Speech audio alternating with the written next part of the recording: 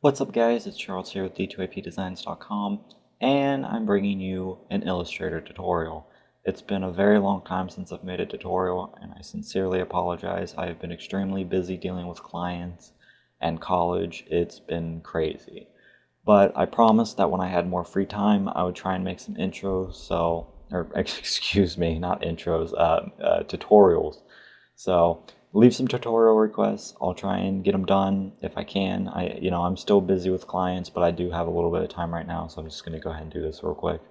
So recently one of my clients wanted a logo done and it involved the Capitol building. Now, the amount he was paying me, which I won't disclose, but the amount he was paying me was nowhere near what it would need to be in order for me to take on a project like this. There's no way I'm going to do a Capitol building or the Capitol building inside of Illustrator for the amount he was paying me. So what I did was I used image trace. Now, I don't rely on image trace. I don't use it all the time. Only on things like this will I try to use it. Most of the time I do everything custom by hand. But for the amount I was being paid and for what he wanted, the trace tool really came in handy. So let's go ahead and get started with it. Now, I have my image trace right here. If you click on your picture, you'll have image trace right here. What I would do is I would come in Window and then go to, where's it at? Image trace right there. Okay. So anyway, I'm going to open it up right here where I already have it, and I'm going to choose color. You can choose grayscale or black and white depending on what you're looking to do. I'm just going to choose color. And then let's go ahead, check preview. Okay. And now I'll do this depending on how fast your computer is. It may take some time. I have a pretty fast computer, so it shouldn't take too long. And there we go. Now it looks a little bit like a painting right now, which depending on the look you're going for is fine. But we can actually get it very, very close to what the original image looked like. So let's go ahead and change this to full tone.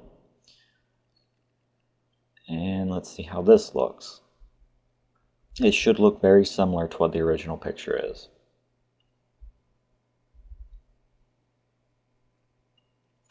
Now, since this is full tone, it's going to take a little bit longer, but it shouldn't be too much longer. And it looks like it's done now. There you go.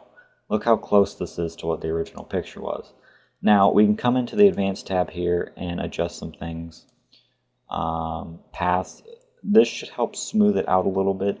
I'm going to reduce the noise here in a second. And you'll notice that that should help smooth things out a lot. So let's bring noise down. And go ahead and hit preview.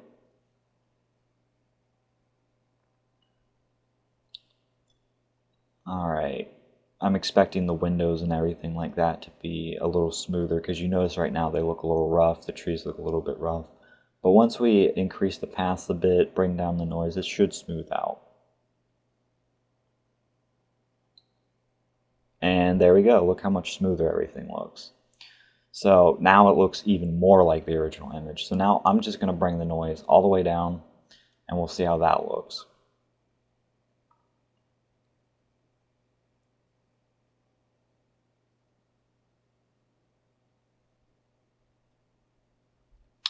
As you can see, it does take a little bit longer when you start adjusting some of these things. Let's see. So yeah, the image trace is awesome. Like I said, I wouldn't ever rely on it.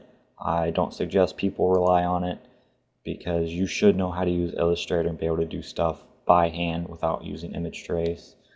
There are very few things that I would actually ever use this for. It also has some other really cool features. If you come, where is it at? Here. You can do like shades of gray, black and white, sketched art, silhouettes. Some of these work better on other images, like silhouettes on this probably would not turn out that great. But for the sake of time, I'm not going to go over them. You guys can come in here and play with it if you want. Now, if you are happy with the result you have, then what you're going to do is you're going to come here and hit trace. And this is going to convert everything into a vector image. So we'll just wait a second for everything to convert. Hopefully it doesn't take too long. But these big images with a lot of colors can take a while. As you can see, it's 67,000 paths, or a little over 67,000 paths. So it's large, no doubt. I'm trying to figure out what it's doing because it doesn't appear to actually be converting. Oh, okay, my mistake. I apologize. You don't hit trace, you hit expand. It's right here.